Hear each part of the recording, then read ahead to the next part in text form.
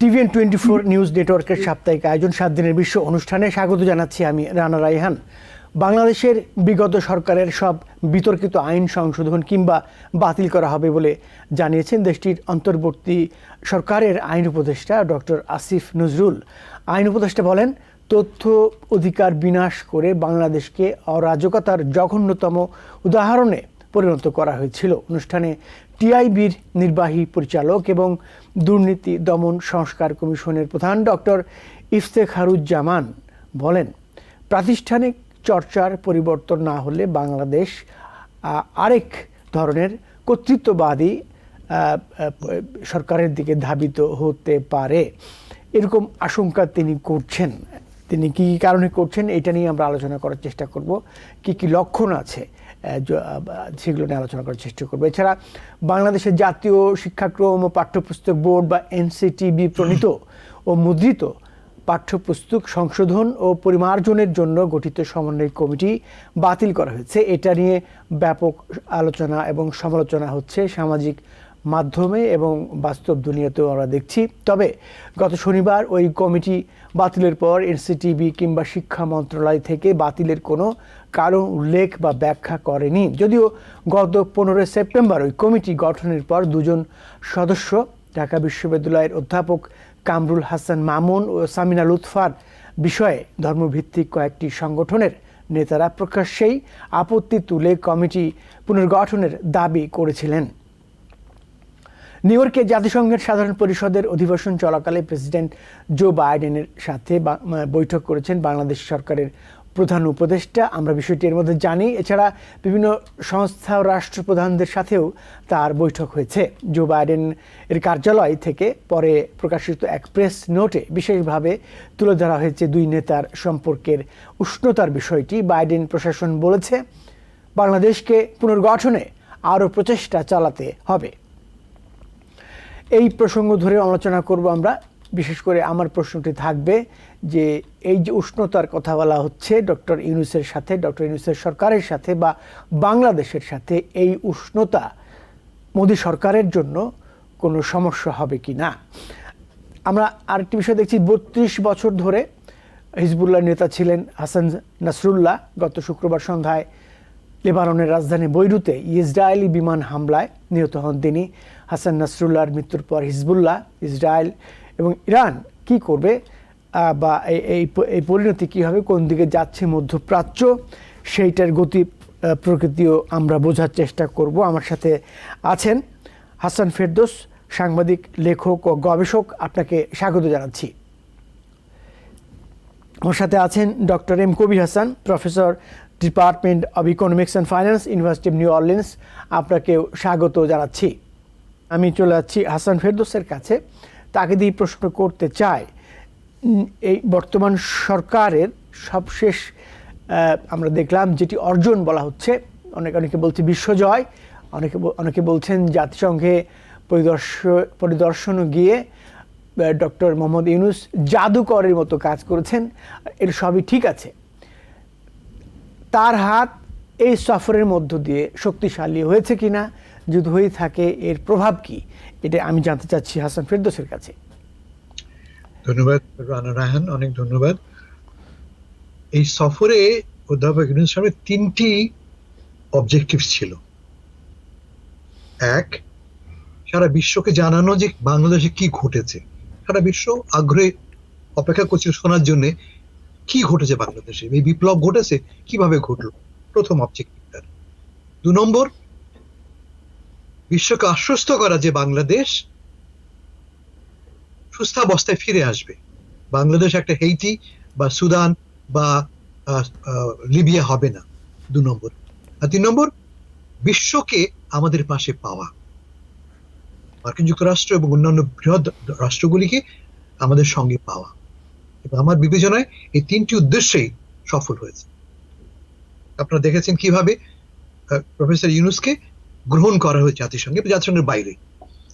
আমি এই শহরে 35 বছর আছি এবং জাতিসংঘে কাজ করেছি 30 বছর। আমি 30 বছর দেখেছি জাতিসংঘে যে সমস্ত সেশনে কারা আসে এবং তারা কি করে। তারা আসেন, মিনিট 15 কথা বলেন, চলে যান, কেউ নোটিশও করে না তাদেরকে। ইউনূস সাহেব ওয়াজ অ্যান এক্সেপশন। তিনি একজন গ্লোবাল সেলিব্রিটি, এতে কোনো সন্দেহ নেই। অনেকেই তার বন্ধু, ঘনিষ্ঠ বন্ধু, যেমন বিল ক্লিন্টন। বিশ্ব নেতৃবৃন্দ যারা তার সাথে সাক্ষাৎ করেছেন সবাই তাকে সাগ্রহে বরণ করে নিয়েছেন। আমি শুনেছি, আমি চোখে দেখে আমি শুনেছি, আমাদের বন্ধু বান্ধবরা যারা সেশনে ছিলেন বলেছেন যে ইউনূস সাহেব গাড়ি থেকে নামলেই দেখা যায় ছুটে আসছে অথবা শ্রীলঙ্কার প্রাইম মিনিস্টার বা মালদ্বীপের প্রেসিডেন্ট, কোন রকমের প্রস্তুতি ছাড়াই দ্রুত এসে সাক্ষাৎ করছেন এবং সম্ভাষণ বিনিময় করছেন। এই যে রিসেপশন, এটা শুধুমাত্র তো ইউনূস সাহেবের জন্য না, আমাদেরকেও রিসেপশন অফার করা, বাংলাদেশকেও সাগ্রহে বরণ করা, সেটি হয়েছে। 2 নম্বর, যে ভাষণটি তিনি দিয়েছেন তার 3টি মূল ভাষণ, জাতিসংঘের ভাষণ, ক্লিন্টন ফাউন্ডেশনের অনুষ্ঠানে ভাষণ এবং নিউ ইয়র্ক টাইমসের সঙ্গে একটি 8 ঘন্টার সাক্ষাৎকার। ফোকাস ছিল মেইনলি ক্লাইমেট চেঞ্জ, যদিও তিনি সেখানে বিস্তৃতভাবে বাংলাদেশের পরিস্থিতি নিয়ে কথা বলেছেন। 3টি ছিল রিমার্কেবলি ওয়েল ডান, রিমার্কেবল। 3টিতে তিনি বিপ্লবের উদ্দেশ্য, বিপ্লবের চরিত্র বর্ণনা করেছেন, তার সরকার কি করেছে তার বিবরণ দিয়েছেন এবং কি করতে যাচ্ছে সে কথা বিশ্ববাসীকে জানিয়েছে সবিস্তারে। ফলে আমি মনে করি যে তার মূল উদ্দেশ্যগুলি সফল হয়েছে। আমরা কি দেখলাম রেসপন্সে? আপনি দেখেছেন জো বাইডেন তাকে জড়িয়ে ধরেছেন এবং কি বলছেন, আমার পাশে আমি আছি। ব্লিংকেন তার সাথে দেখা করেছেন, একই বার্তা দিয়েছেন। পাকিস্তান, মালদ্বীপ, যত দেশের রাষ্ট্রপতি বা সরকার দেখা করেছেন, প্রত্যেকের একই বক্তব্য, উই আর উইথ ইউ। দেখেছেন এই 4 দিনে $7 বিলিয়ন তাকে কমিট করা হয়েছে, $7 বিলিয়ন, IMF, ওয়ার্ল্ড ব্যাংক ইত্যাদি ইত্যাদি, সব সহজ শর্তে। এটা আমাদের জন্য রিমার্কেবল একটা ভিক্টরি। কিন্তু কিছু আছে, কিছু মিসস্টেপসও তিনি করেছেন। ওপেনলি ফ্র্যাঙ্কলি এই নিয়ে কথা বলি আমরা। ক্লিন্টন ফাউন্ডেশনের অনুষ্ঠানে তিনি 2টি, আমার ধারণা যে ট্যাকটিক্যাল এরর করেছেন। এক, তার সহকারীকে তিনি এই আন্দোলনের মাস্টার মাইন্ড বলে পরিচয় করিয়ে দিয়েছেন এবং পুরো আন্দোলনকে তিনি ছাত্রদের আন্দোলন বলে উপস্থাপনা করেছেন, যা আমার মতে একটা ভুল। এটি ছাত্র জনতার আন্দোলন, ছাত্ররা সে আন্দোলনের নেতৃত্বে ছিল বা কেন্দ্রীয় ভূমিকা পালন করেছে, কিন্তু আন্দোলনের মূল চরিত্র ছাত্র জনতার আন্দোলন, এটা একটা। 2 নম্বর, তিনি কি বলেছেন, এটি খুব গোছানো এবং well organised, pre plan. Yunus সাহেব তার ভাষণে পাল্টে দিলেন, যে আমার ধারণা একটা বড় রকমের সেটব্যাক। আর 3 নম্বর, আমার জন্য প্রবাসী হিসেবে আমার জন্য যে না পাওয়া, তা হচ্ছে যে তিনি আমাদের কারোর সঙ্গে দেখা করেননি। এই আন্দোলনে আমরা একটা বড় একটা অ্যাক্টর ছিলাম। আমাদের অংশগ্রহণ ছাড়া এই আন্দোলন সফল হতো না। তার চেয়ে বড় কথা, নতুন যে বাংলাদেশ গঠনের কথা বলছি আমরা, তাতে আমাদের অংশগ্রহণ পুরোপুরি না হলে সে বাংলাদেশ পুনর্গঠিত হবে না। তিনি আমাদের সঙ্গে দেখা করেননি, কথা বলেননি, আমাদের কথা শোনেননি, যে আমার বিবেচনা একটা মিসড অপরচুনিটি। আমি এখানে শেষ করি। কিন্তু এখানে আমার একটা প্রশ্ন আছে, এটা যথার্থই বলেছেন আপনি, প্রবাসীদের কারোর সাথে কোনো প্ল্যাটফর্মের সাথে তিনি বৈঠক করেননি, সাংবাদিক সম্মেলন ইত্যাদি করে থাকেন সাধারণত রাষ্ট্রপ্রধানরা, সেটা তিনি করেননি।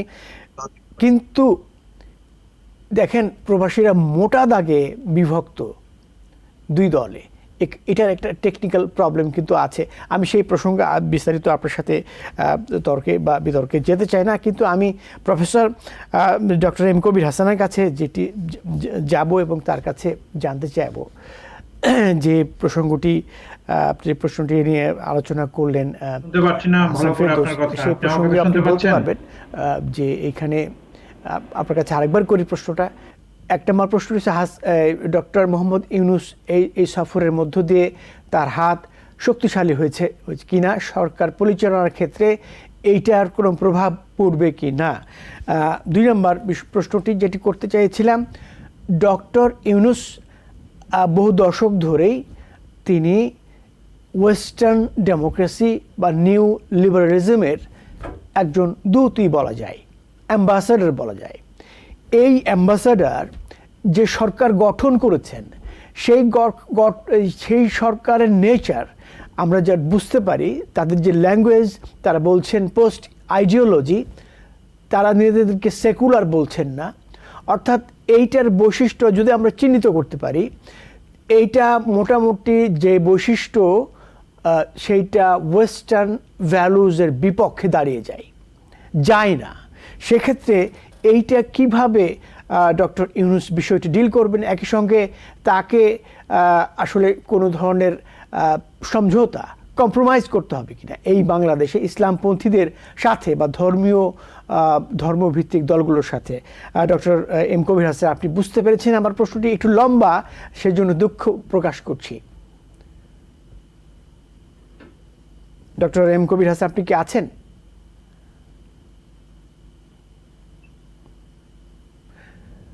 আপনি সম্ভবত সংযুক্তি বিচ্ছিন্ন হয়ে পড়েছে। হাসান ফেরদৌস, আপনি নিশ্চয়ই প্রশ্নটি আমার শুনেছেন, বুঝতে পেরেছি। আপনার কাছে জানতে চাইব। জি, আপনার আগের কথাটা বলি আগে। আপনি বলছেন যে প্রবাসীরা বিভক্ত, যতবার হাসিনা এসছেন এই শহরে প্রতিবারই বিভক্ত মিছিল হয়েছে, পাল্টাপাল্টি। তিনি মিটিং করেছেন, সবাইকে ডাকেননি তিনি, যেমন আমাকে তিনি ডাকেননি, সরাসরি বলা হয়েছে আপনি আসবেন না। সে তার এই সরকারের চরিত্র ছিল তাদের পছন্দের লোককে ডেকে আনা। বাট মিটিং তো হয়েছে, সাংবাদিক সম্মেলন তো করেছেন, নাগরিক সমর্থন অংশ নিয়েছেন। ইউনূস সাহেব এটা করতে পারতেন, হয়তো হতো বিক্ষোভ, সো হোয়াট, এটা আমাদের রাজনৈতিক চরিত্র, তিনি কেন এটাকে অ্যাকসেপ্ট করবেন না বলে আমি খুব ডিসঅ্যাপয়েন্টেড। এখন আপনার দ্বিতীয় প্রশ্নে আসি। আপনি বলছেন যে এই সরকারের চরিত্র নিয়ে সন্দেহ প্রকাশ করছে কোন মহল। এই সরকার ইসলামপন্থী হতে পারে, এই ব্যাপারে আমার কোনো সন্দেহ নেই। আপনি আমার লেখা পড়ে থাকলে আপনি দেখবেন যে আমি আমার উদ্বেগ প্রকাশ করেছি। এই সরকার খুব স্পষ্টভাবেই আমাদের ঘোষিত এবং প্র্যাকটিস ক্যারেক্টার থেকে সরে আসছেন এই অর্থে যে যারা এই ক্ষমতার কেন্দ্রে আছেন তারপর সবাই খোলাখুলি ভাবে ইসলামপন্থী। আমি বলি না তারা জামাত বা তারা কোনো বিশেষ আদর্শবাদের অনুসারী, কিন্তু তারা স্পষ্টভাবে ইসলামপন্থী। এই যে আন্দোলনটা ঘটলো, আমার বিবেচনায়, আমার নিরীক্ষণে এর মধ্যে একটি বড় ভূমিকা পালন করেছে ইসলামপন্থীরা। আপনি লক্ষ্য করে দেবেন যারা এই সংগঠনের সঙ্গে যুক্ত, আমি অনেকের ফেসবুকে যে দেখেছি, এদের প্রত্যেকের বক্তব্য, এরা প্রত্যেকে ইসলামী সাংস্কৃতিক ধ্যান ধারণায় মুগ্ধ। যেমন ধরা যাক, একজন 3 দিন পরেই আমাদের জানালেন কি মেয়েদেরকে শালীন পোশাক পরে আসতে হবে। আন্দোলন মাত্র শেষ হয়েছে, যে আন্দোলনে মেয়েরা একটা কেন্দ্রীয় ভূমিকা পালন করেছে, সেখান থেকে একজন সমন্বয়ক বলে বসলেন যে মেয়েদেরকে শালীন পোশাক পরতে হবে, অর্থাৎ হিজাব পরো বা না পরো এইভাবে প্যান্ট শার্ট পরে আসতে পারবে না। এটা একটা। যে লোকটিকে ধর্মমন্ত্রী করা হয়েছে তিনি একজন খোলামেলা ভাবে একটি ধর্মপন্থী রাজনৈতিক দলের প্রাক্তন প্রধান, আইডিওলগ।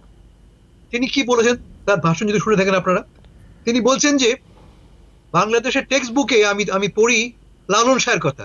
Who is Lalon Shah? তিনি বলছেন ইংরেজিতে, হু ইজ লালন শাহ? লালন শাহ তো আমার আদর্শ নয়, আমার আদর্শ হযরত ওমর। তিনি বলছেন উদিচি, ছায়ানট, এরা কারা? এরা সকালে বলে রমনার বটমূলে নববর্ষ পালন করে, এটা আমাদের সংস্কৃতির অংশ নয়। ক্লিয়ারলি যে সাংস্কৃতিক অভিজ্ঞতাকে আমরা গত 15 বছর বা 20 বছর বা 25 বছর বা আর তার চেয়ে বেশি সময় আমরা লালন করেছি, এই নতুন সরকারের সদস্যরা সেই সাংস্কৃতিক অভিজ্ঞতার বাইরের মানুষ। এটা কেন? সময় থাকলে আমি ব্যাখ্যা করে বুঝিয়ে বলতে পারি।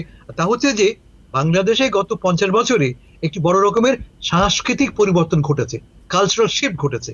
এই যে নতুন প্রজন্ম দেখছেন আপনি, যাদের দাঁড়িয়ে আছে, অনেকের মাথায় টুপি আছে, এই যে নতুন প্রজন্ম যারা ওপেনলি এমব্রেস করেছে ইসলামী সংস্কৃতিকে, কারণও একটা আছে। If you're wondering, should I get my COVID shot? Think about other people.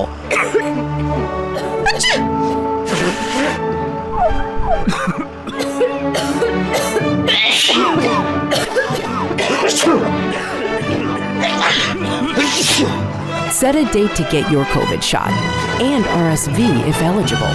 Learn more at nj.gov/health/vaccines.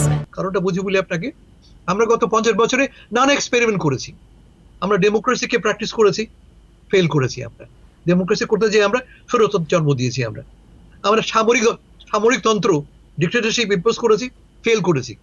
আমরা সমাজতন্ত্র করার চেষ্টা করেছি, ফেল করেছি। তাহলে বাকি থাকলো কি? The only thing left is Islam. এবং এরা, এই নতুন প্রজন্ম, সেই ইসলামকে এমব্রেস করেছে। আপনি আমি পছন্দ করি বা না করি, এরা সেই তন্ত্রকে, ইসলামী ভাবধারাকে গ্রহণ করেছে, এবং অ্যাজ এ রেজাল্ট দেখবেন আপনি তাদের ভাবধারাতেই ক্রমশ নানা রকম আইন নীতি পালিত হচ্ছে। একটু আগে আপনি শুরু করেছিলেন যে টেক্সট বুকের পরিবর্তন।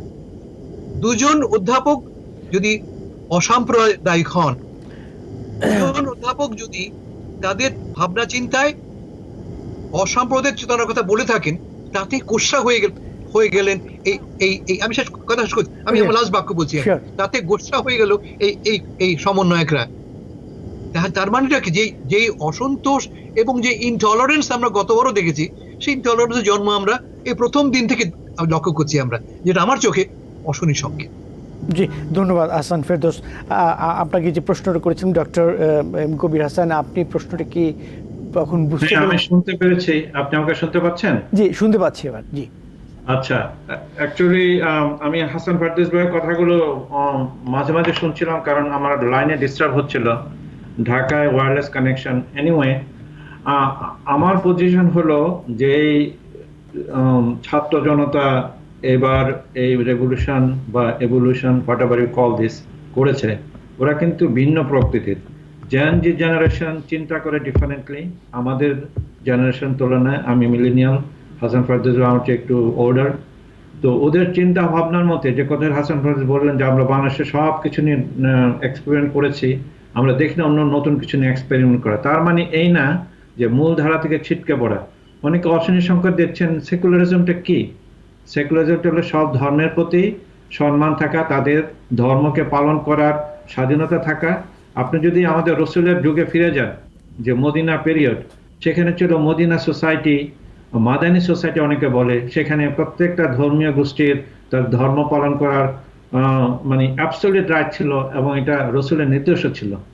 এখন আমাদের স্বাধীনতার যুদ্ধ হয়েছে, আমাদের ইয়েস আওয়ামী লীগ তখন নেতৃত্বে ছিল, কিন্তু স্বাধীনতা যুদ্ধের পরে যে আমাদের স্বাধীনতা যুদ্ধের চেতনাটা যে দিক থেকে যাওয়া উচিত ছিল, এটা আওয়ামী ভিত্তিক হয়ে গেছে। সবকিছু আমরা আওয়ামী ভিত্তিক এবং ইন্ডিয়ার লেন্স দিয়ে আমরা এটাকে দেখেছি। এখন এই জেনারেশন কিন্তু অনেক বুঝে, অনেক পড়াশোনা করে, তারা দেখছে যে আমরা সবকিছু দেখলাম। 71-এ আমাদের স্বাধীনতা হাইজ্যাক হয়ে গেছে, তারপর 75-এ হাইজ্যাক হলো, তারপরে এরশাদের সময় হলো, তারপর একটার পর একটা, লাস্ট তো দেখলেনি 15 বছরে যে সবকিছুই। অনেকে আবার এই মুহূর্তে শুনি যে শেখ হাসিনাকে ফেরাউনের সাথে তুলনা করছে। ফেরাউন নাকি এত খারাপ ছিল না, কিন্তু কিছু তো কনসার্নের ব্যাপার আছেই, যেটা আমি মনে করি যে এই যারা ইন্টারিম গভর্নমেন্ট এসেছে এই মুহূর্তে, ফার্স্ট অফ অল আমাকে আপনারা ভুল বুঝবেন না, মোহাম্মদ ইউনূস ছাড়া আমাদের অল্টারনেটিভ নেই। কিন্তু মোহাম্মদ ইউনূসও একটা মানে একটা লাইনকে, লাইন অফ থট বা ইডিওলজিকে উনি রিপ্রেজেন্ট করছেন। ওয়েস্ট ওনাকে লাইক করছে, ওয়েস্ট, তারপর ইউরোপিয়ান ইউনিয়ন।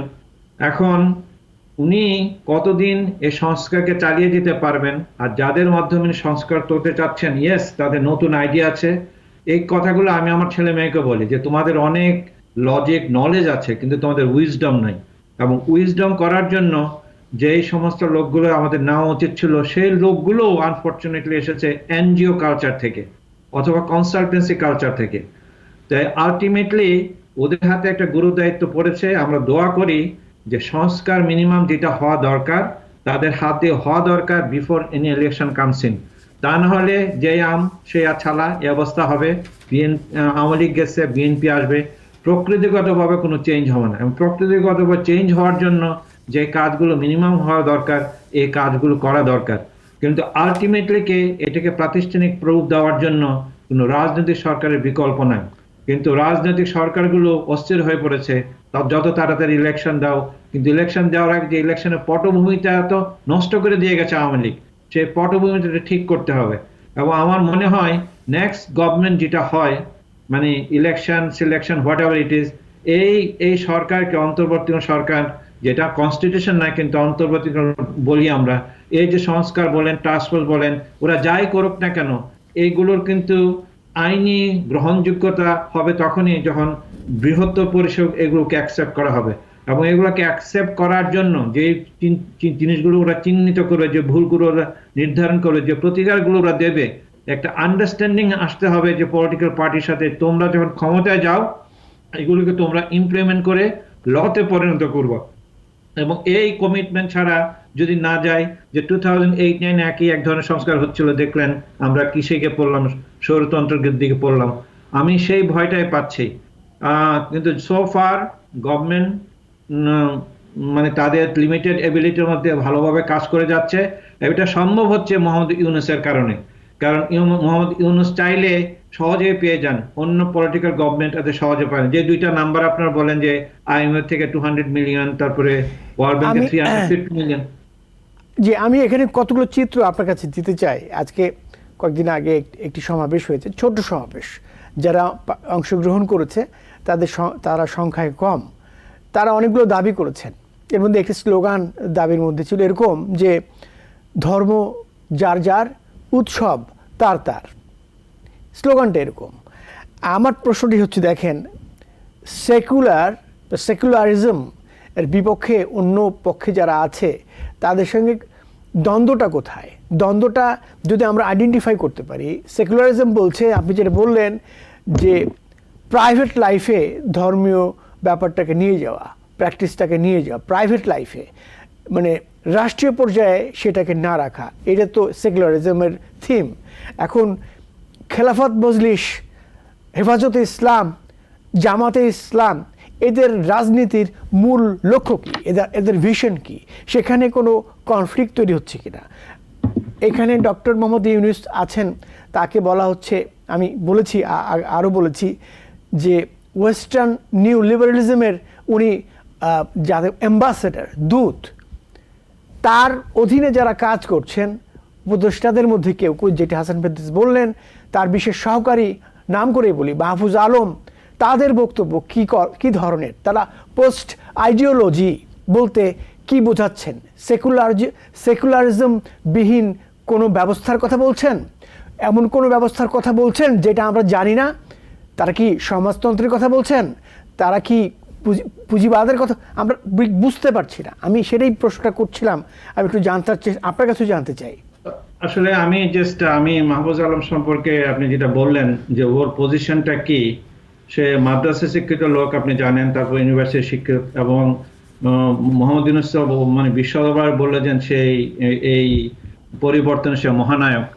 তো ওর কথা আমি খুব একটা শুনিনি, একবারে ওর একটা বক্তব্য শুনেছি।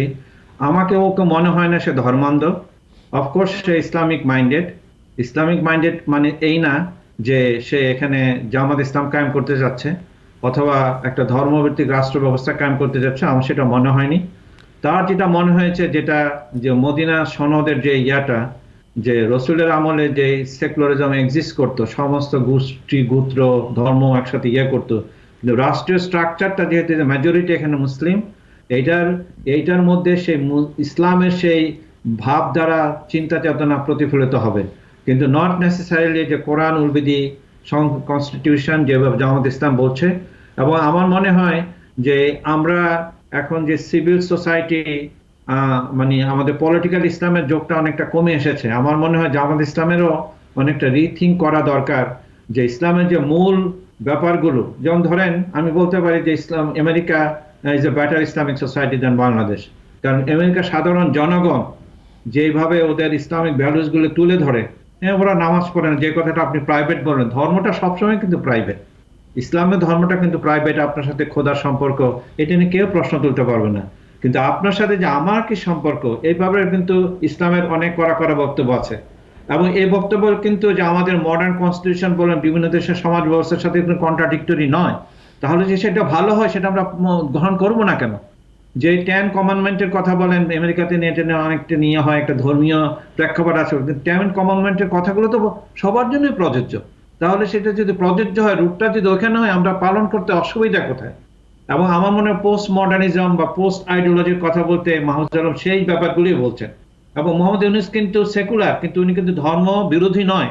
আমাদের দেশের বামপন্থী চিন্তাবিদদের অথবা সিভিল সোসাইটির যে সমস্যা, ওরা সেকুলারিজম মনে করে যে অ্যান্টি ইসলাম, এবং সেই চিন্তাধারা থেকে দূরে সরে আসতে হবে। রাইট। ধরেন এই যে দেখেন, সবশেষ আপনি বললেন ডক্টর ইউনূসের কথা, সবশেষে আমরা দেখলাম একজন আলেম আহমদুল্লাহ, তার আহ্বান ছিল, আরও দু একজন আহ্বান ছিল, তার আহ্বানে দুজন শিক্ষককে একটা যে পাঠ্যপুস্তক কমিটি ছিল যারা পরিমার্জনা করার কথা ছিল তাদেরকে বের করে দিয়েছে। তারা কি বলেছিল, কিসের কথা বলেছিল, আমি যদি তাদেরকে স্ট্রিটা আপনাদের সংক্ষেপে বলি। একজন বলেছিল যে এই দেশেও LGBTQ যারা আছে, আমাদের অনেক ফ্যামিলিতেই আছে, আমাদের কোনো আত্মীয়র ফ্যামিলিতেই আছে, একজন তাকে তো অ্যাড্রেস করতে হবে, তারও তো অধিকার আছে, তার মানুষ হিসেবে বেঁচে থাকার অধিকার আছে। এইটাকে অ্যাভয়েড করতেছে এবং এইটাকে বলা হচ্ছে তিনি ধর্মবিদ্বেষী, বিরোধী, ইসলাম বিদ্বেষী, এরকম কথা তাকে ট্যাগ লাগানো হয়েছে এবং তাকে বাদ দেওয়া হচ্ছে। তার নিরাপত্তা নিয়ে সংকট তৈরি হচ্ছে, শঙ্কা তৈরি হচ্ছে। তারা রীতিমতো ভয়ে আছেন, আমি যতদূর বুঝতে পেরেছি। এই পরিস্থিতি তৈরি হচ্ছে, কি এইটুকুই বলেছেন, আর কিছু তো বলেননি। আচ্ছা, আমি জাস্ট একটা জিনিস অ্যাড করতে চাচ্ছি। অফকোর্স আমাদের সমাজে LGBTQ বলেন, যেই যার ধর্ম, যার সেক্সুয়াল প্রেফারেন্স সবকিছু আছে, আমাদের বাংলাদেশে আছে, আমেরিকাতে এরকম আছে। এখন আমাদের সমাজটা এই যে গ্রোয়িং সমাজ, তাই না? কিছুদিন আগে LGBTQ এই 4-5 বছর হলো যারা একটা রাষ্ট্রীয়ভাবে এটার একটা মানে রিকগনিশন পেয়েছে। আমাদের দেশে এত সমস্যা, মানে রুট লেভেল থেকে অপুষ্টি, অশিক্ষা, সবকিছু, মানে ওই ব্যাপারগুলো অ্যাড্রেস না করে যখন LGBT নিয়ে কথা বলেন, আমরা তো হয়তো হইচই কেন করি? আমি ব্যক্তিগতভাবে ওনার মতামতকে ইয়া করি। অফকোর্স আমাদের সমাজের অংশ হিসেবে তাদের একটা রাইট আছে, বেঁচে থাকার অধিকার আছে। আপনি যেটা বললেন, আমাদের হয়তো আত্মীয় স্বজন, বন্ধু বান্ধব অনেকে এরকম আছে, মানে সেটা নিয়ে না, ব্যাপারটা নিয়ে আমার মনে হয় অতিরিক্ত প্লে করা হচ্ছে। এইটাও মনে করবেন না জাস্ট একজনের বক্তব্য তার মানে এই যে সংস্কারবাদী সরকারের তাদের মূলধারা, আমার মনে হয় না। আর হ্যাভিং সেড দিস, আমাকে একটা জিনিস বলতেই হবে। আমরা মনে করি, আমি যখন গড়ে উঠছিলাম, আমি কিন্তু বরাবরই নামাজ পড়তাম। আমি কুমিল্লা জিল্লা স্কুলে মানে আমি একজন ভালো ছাত্র ছিলাম। আমি আমেরিকায় গিয়েছি স্কলারশিপ নিয়ে। কথাগুলো বলার কারণটা হলো, কিন্তু আমি নামাজ পড়তাম বলে আমার বন্ধুরা আমাকে মনে করতো আমি প্রগতিশীল নামে প্রতিক্রিয়াশীল। নামাজের সাথে এটার কি সম্পর্ক? ডাউন প্লে করার একটা যে টেন্ডেন্সি বরাবরই, সময় এসেছে যারা মনে করে যে আমি নামাজও পড়বো, একটা ভালো মুসলমান, একটা ভালো মানুষ হব, তাদের রাইটও কিন্তু এখন প্রতিষ্ঠিত করতে হবে। সেই সময়টা এসেছে হতে তাদের কথা বলা। তারা কিন্তু অনেকদিন কথা বলতে পারতো না, এতদিন শুধু ছিল আওয়ামী ভার্সেস ন আওয়ামী। তার আগে কিন্তু আমাদের যে সুশীল সমাজে বুদ্ধিজীবী যারা ছিলেন, তারাও কিন্তু এইভাবেই চিন্তা করতেন। তারা ডাউন প্লে করতেন অন্যকে। তারা মনে করতেন যে গান বাজনা করলে, নামাজ না পড়লে, অথবা একটু ড্রিঙ্ক করলে, একটু নাচ বাজনা করলেই আমরা প্রগতিশীল হয়ে গেলাম। কিন্তু যদি কেউ না করে, সে মসজিদে যায়, নামাজ পড়ে, অথবা চিল্লায় যায়, যে কি সমাজের একটা অংশ না, সেই অংশটাকে আমরা বরাবরই সবসময় আমরা ডাউন প্লে করে যাচ্ছিলাম। একটা সময় এসেছে ওদের কথা শোনার আগে সেই সেগমেন্টকেই প্রতিনিধিত্ব করছে। ধন্যবাদ আপনাকে আমাদেরকে বিষয়টি বলার জন্য। আমরা একটা বিরতি থেকে ফিরে এসে আবার আলোচনায় ঢুকবো। কিন্তু এই বিষয়ে আমার কিছু বলার আছে, কেমন এই প্রশ্নে আমার কিছু বলবার আছে। বিরতি থেকে ফিরে এসে শুনি। যে ভয়টাই পাচ্ছিলাম, ঠিক সেই ভয়ের কথাটাই বলেছেন অধ্যাপক কবির সাহেব। সেই ভয়টাই নিয়েই বলবো, তিনি তাকে ডিফেন্ড করছেন, সেই কারণে আমার কিছু বলবার আছে। ঠিক আছে, একটা বিরতি থেকে ফিরে এসে আপনার কাছে আবার যাচ্ছি। দর্শক, আপনারা যারা 7 দিনের বিশ্ব অনুষ্ঠানটি দেখছেন, আশা করছি ভালো লাগছে। একটু পরে ফিরে আসছি। If you're wondering, should I get my COVID shot? Think about other people.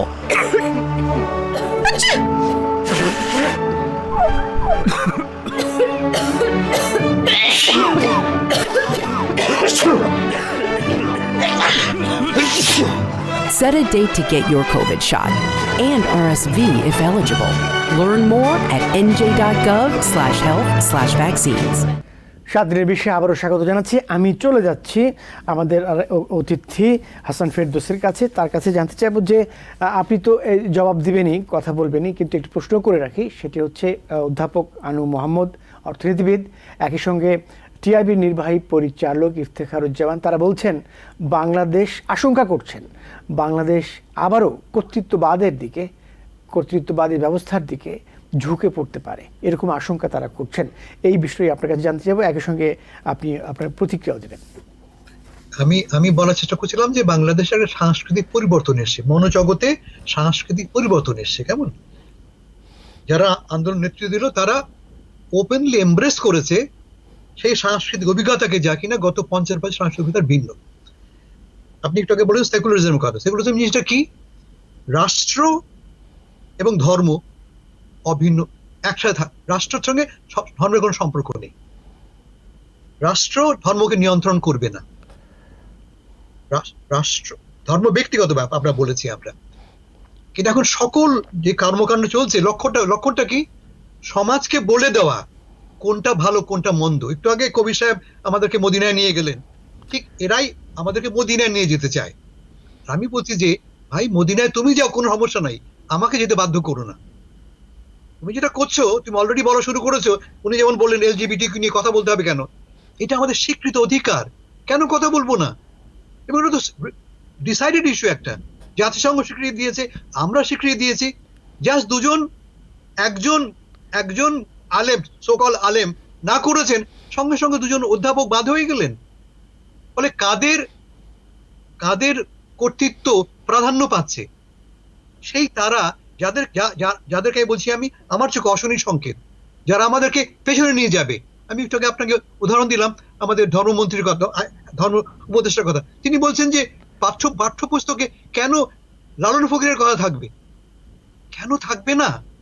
Lalon Fakir আমার সংস্কৃতির অবিচ্ছেদ্য অংশ। উনি প্রশ্ন করছেন কেন আমরা সকালবেলা যে রবি ঠাকুরের গান গেয়ে ওয়েলকাম করব নববর্ষকে, কেন করব না? এটি আমার সংস্কৃতি, এটি আমার ভয়। এবং আরো ভয় কি জানেন? অধ্যাপক সাহেব যেমন বললেন, অনেকে সহজে একসেপ্ট করে নিচ্ছেন, তারা তো ভয় দেখছেন না। আমি ভয় দেখছি, আমি কিন্তু খুবই ভয় পাচ্ছি। এখানে একটি প্রশ্ন আমি করতে চাই। আপনি যে ভয়টা পাচ্ছেন, সেই ভয়টা উত্তরটা পরে দিতে পারেন। সংস্কৃতি কি চাপিয়ে দেওয়ার বিষয়? সংস্কৃতিকে চাপিয়ে বল প্রয়োগ করে রিপ্লেস করা যায়? এটি আপনার কাছে খুব ভালো প্রশ্ন। ঠিক এটাই করা হচ্ছে। বলা হচ্ছে এই পোশাক তুমি পরো, এই পোশাক তুমি পরতে পারবে না। যখন বলা হয় যে তোমাকে শালীন পোশাক পরে আসতে হবে, তুমি বলার কে ভাই? আমি কে পোশাক পরবো না? এটা কোথায় বলে? আফগানিস্তানে নতুন আইন হয়েছে। আফগানিস্তানে কি আইন? মেয়েদেরকে বাইরে যাওয়া যাবে না। আপনি জানেন আমাদের কি বলে গার্মেন্টস ফ্যাক্টরিতে নতুন দাবি কি উঠেছে? 50-50 করতে হবে গার্মেন্টস ফ্যাক্টরিতে শ্রমিকদের। 50 তারা পারলে আরো কমায়। এত মহিলা কেন সেখানে? ডিমান্ড উঠেছে গার্মেন্টস ফ্যাক্টরিতে 50% পুরুষ 50% মেয়ে রাখতে হবে, যাতে করে সমাজে মেয়েদের এই অবস্থানটা ক্ষুণ্ণ হয়। কেমন? এতে কোনো সন্দেহ নেই যে আমরা একটা ভয়াবহ দুঃসময়ের দিকে এগোচ্ছি যদি এই টেন্ডেন্সিটা কন্টিনিউ করে। জাস্ট একজন আপনাকে আরো দু একটা এক্সাম্পল দিই আমি। নতুন ভিসি হয়েছে ঢাকা ইউনিভার্সিটির, তিনি ঢুকে কি করলেন? সবাইকে নিয়ে জামাত পড়লেন তিনি। কোথায় দেখেছেন আপনি আমাদের কোন ভিসি সবাইকে নিয়ে জামাত পড়েছেন? প্রথমবারের মধ্যে ঢাকা ইউনিভার্সিটি টিএসসি কি দেখছি আমরা? জেন্ডার সেগ্রিগেশন করে একদিকে মেয়ে একদিকে ছেলে করে তারা কাওয়ালি করছেন, রাত জেগে কাওয়ালি করছেন, মাঝখানে পর্দা দিয়ে এদিকে মেয়ে এদিকে ছেলে। কোথায় যাচ্ছি আমরা? কোথায় যাচ্ছি আমরা? এই জন্য ভয় পাচ্ছি, আমি খুবই ভয় পাচ্ছি। আরো ভয় পাচ্ছি যখন কবি সাহেবের মতো লোকেরা তাকে এন্ডোর্স করেন। না, আমাকে একটা কথা বলতে হবে। যেতে যাই ডক্টর হাসান ফেরদৌস, আপনাকে ধন্যবাদ। ডক্টর কবির হাসান। হ্যাঁ, আমি আপনাকে অনেক শ্রদ্ধা করি হাসান ভাই।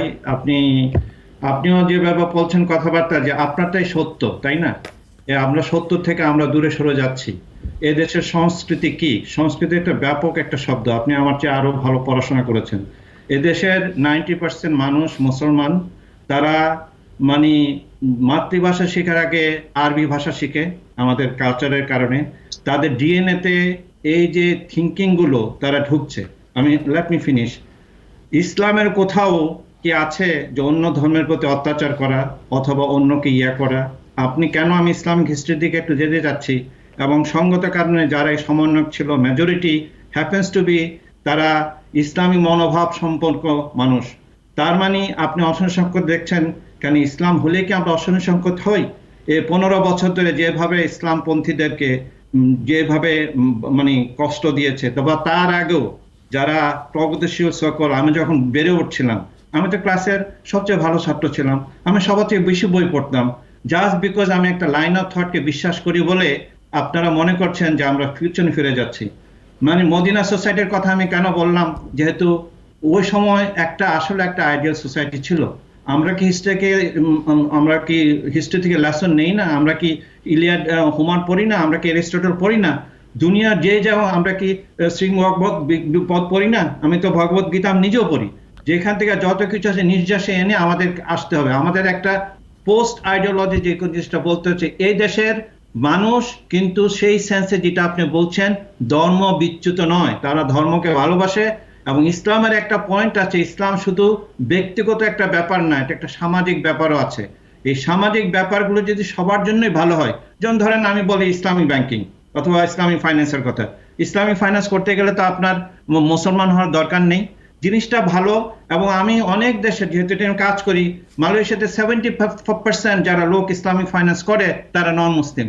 এই কথাগুলো কেন বললাম? একটা জিনিস ভালো যেখানেই থাকবে সেখানে আমরা গ্রহণ করব। এই কথাগুলোই এই নিউ জেনারেশন, জেন জি জেনারেশন বলছে।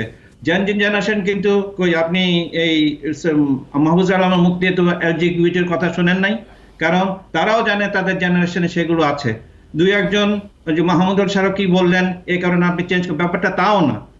যারা এই পাঠ্যপুস্তক কমিটিতে ছিল, আমি জানি না কতটা আপনি পড়াশোনা করেছেন বা খবর রেখেছেন হাসান ফারদৌস ভাই, এই লোকগুলোর ইয়েই ছিল যে ইসলামকে অন্যভাবে বিকৃতভাবে প্রতিষ্ঠিত করা। এবং এই সংস্কৃতি ওরা মনে করছে যে আমরা আমি একটু কবির হাসান স্যারকে চলবে না। এখানে একটা ইসলামিক একটা স্পিরিট ডিএনএতে আসে, ডিএনএ কিন্তু আপনি সরিয়ে দিতে পারবেন না। এটাও কিন্তু একটা সংস্কৃতির অংশ, ধর্ম সংস্কৃতির বাইরে না। এইটাই আমার ভয়। আপনি ধর্ম করুন, কোনো আপত্তি নেই আমার।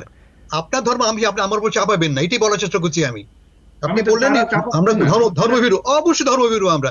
প্লিজ আপনার ঘরে ধর্ম পালন করুন, আপনার ধর্মবোধটা সমাজের উপর চাপিয়ে দেবেন না। That's all I am saying. আপনি আপনার ধর্মকে যত খুশি পালন করুন, কোনো আপত্তি নেই আমার, কিন্তু আপনি এক্সপেক্ট করেন না যে আমাকেও তাই পালন করতে হবে। That's all I am saying. না না, আমাদের সাহেব যে একটা কথা বললেন, দুইটা লোক তো বাদ হয়ে গেল, ওরা চেঞ্জ হয়ে যাবে, ব্যাপারটা তাই বলেছে। ওইটার পিছনে দেখুন ফেসবুকে আপনি যে দেখেন তিনি কি বলছেন, এলজিবিটিকিউ ধরনে বিভক্ত হও, তিনি বলছেন দাবি করার সঙ্গে সঙ্গে। না না, আহমদুল্লাহ সাহেব যেজন সম্পর্কে বলেছেন তার কারণে যে কমিটি বাতিল করা হয়েছে, কনক্লুশনটা তো আপনি খুব তাড়াতাড়ি ড্র করছেন, তাই না? সরকারিভাবে এটা বলা হয়নি, ওকে, সরকারিভাবে বলা হয়নি, কিন্তু এরপর এই ঘটনা ঘটেছে। মানে আমি যেটি আপনারা যে কেন বাতিল হয়েছে আমরা কি জানি না, কেন বাতিল হয়েছে?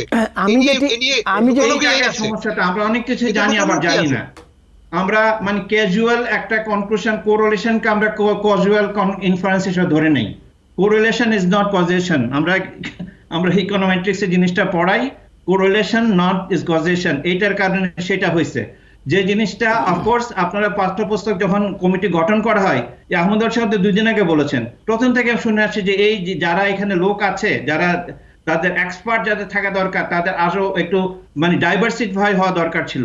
তারপর কিছুদিন ডাইভার্সিফিকেশনের পক্ষে আমি একজন মানুষ হিসেবে, কিন্তু সেখানে কি হিন্দু বিদ্বেষী কিছু থাকতে পারে? পারে না। সেখানে কি অন্য ধর্মকে অবমাননা করা যায় এরকম কোনো বক্তব্য থাকতে পারে? পারে না। যেভাবে ইসলাম ধর্মকে যে মর্যাদা দেওয়া দরকার, অন্যান্য ধর্ম ও বিশ্বাসকে মর্যাদা দেওয়া দরকার, নিশ্চয়ই এখানে আমরা সবাই একমতই পোষণ করব। একমত, আই এগ্রি। আমি অনুষ্ঠানের সমান অধিকার আছে তাদের ধর্ম পালন করা, তাদের সবকিছু করার। যখন রাষ্ট্র হয়, রাষ্ট্র যদি ডিএনএ আপনি বলেন, রাষ্ট্রের ডিএনএ মধ্যে সংস্কৃতির কথা বলি, যে মনসংস্কৃতি চেঞ্জ হচ্ছে, এই মনসংস্কৃতি চেঞ্জ কিন্তু সব হিন্দুত্ববাদী আমাদের সংস্কৃতি না। এখানে কিন্তু ইসলামেরও একটা ইয়া আছে। সংস্কৃতি মাত্রই কিছু হয়, অসুবিধাটা কি? আপনি দেখেন আমরা দুটো জায়গায়, আমি ছোট্ট একটা এক্সাম্পল দিই। আমাদের বিয়ের অনুষ্ঠান দেখবেন কোনো জায়গায় 3টা, 5টা, 7টা পর্যন্ত হয়, এবং অধিকাংশ অনুষ্ঠানের 90% আমরা এই এলাকা থেকে উঠে এসেছি বলে এটা আমাদের অংশ হয়ে গেছে। আমরা কিন্তু আনন্দ করছি, মজা করছি। কিন্তু ধর্ম হচ্ছে, ইসলামে বিয়েটার সবচেয়ে একটা সোজা একটা ব্যাপার। 2 জন সাক্ষী লাগে, এটা বলে ইজাব কবুল, বিয়ে ইজ ডান। কিন্তু এত সোজা হওয়ার পরে আমাদের কিন্তু অনেকগুলো অনুষ্ঠান আছে যেগুলো আমরা হিন্দু সংস্কৃতি থেকে ধারণ করি। এটা না আমাদের কোনো ইয়ে নেই, যে জায়গা থেকে যে জিনিস ভালো আমরা নির্যাস টেনে নিব। আমার কথা এগুলো না, আসলে হিন্দু ধর্ম নয়, বাঙালি সংস্কৃতি। না, ইন্টেলেকচুয়ালদের সমস্যাটা মিক্স করে ফেলবেন না। আপনি না না হিন্দুত্ববাদের কথা intellectual তুলে নিয়ে সমস্যাটা আমরা ধর্ম এখানে বলতে সমস্যা মনে করি আপনাদের সাথে। নামাজ রোজা এখানে এবং সমস্যা যে এইটা আপনারা এটাকে ইসলাম কিন্তু ধর্ম করে করেন।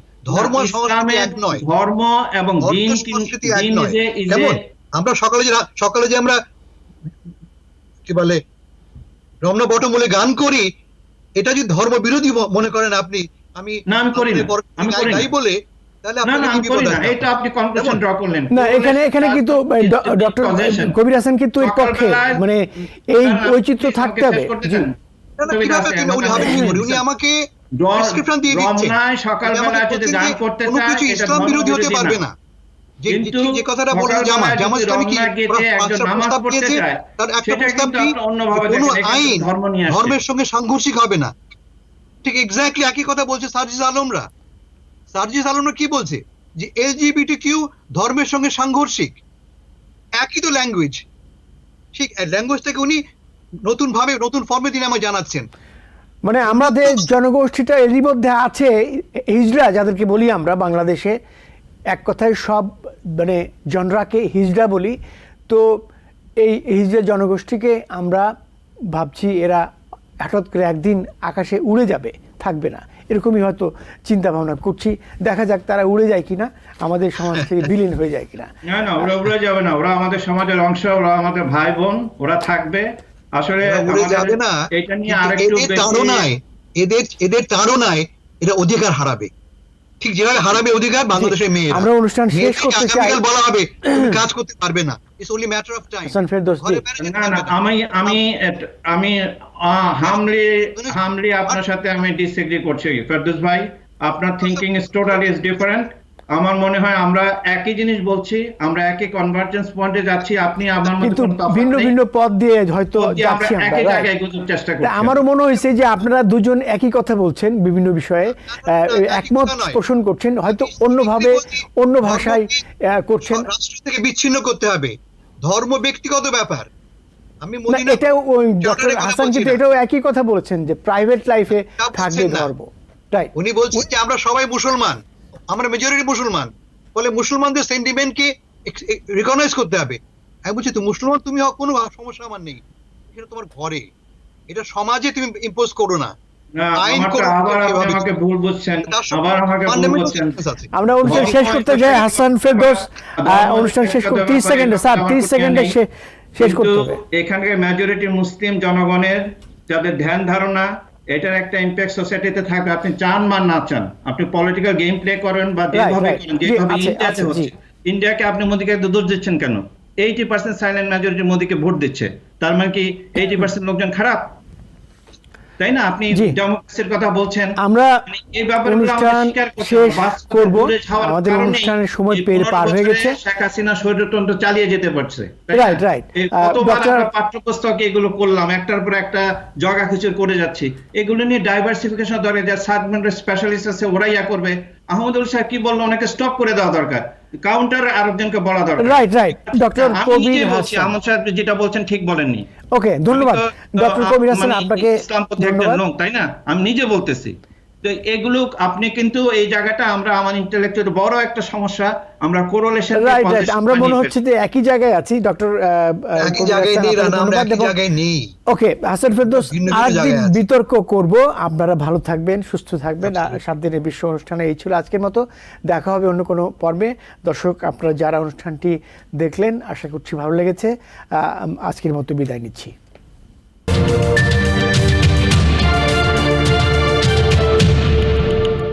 TBN 24 টেলিভিশন দেখতে আজই কল করুন 7187776556। লগ ইন করুন www.totalcablebd.com।